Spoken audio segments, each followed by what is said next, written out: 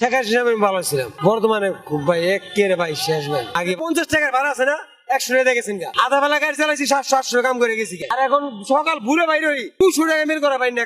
শেখ হাসিনার সময় ভালো ছিলাম কথাটা কিন্তু আমার না, কিছু সাধারণ গাড়ি চালক, রিক্সা চালক, সিএনজি চালক এদের কথা।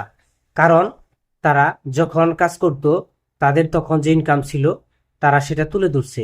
তারা বুঝতে পারছে যে শেখ হাসিনাকে এই দেশ থেকে তাড়িয়ে তারা ভুল করেছে। শেখ হাসিনাকে তারাই ভুল হয়েছে, ওই সময় তো আমরা পেট ভরে খাইতে পারতাম, বেশি পয়সা আয় করতে পারতাম।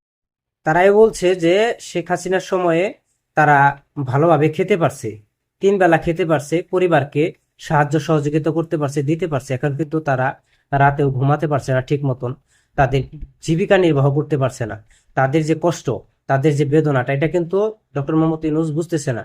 বর্তমানে তারা যে অবস্থা করছে তাতে একজন সাধারণ মানুষ ঢাকা শহরে বা অন্যান্য জেলা শহরে তারা কিন্তু থাকতে পারছে না।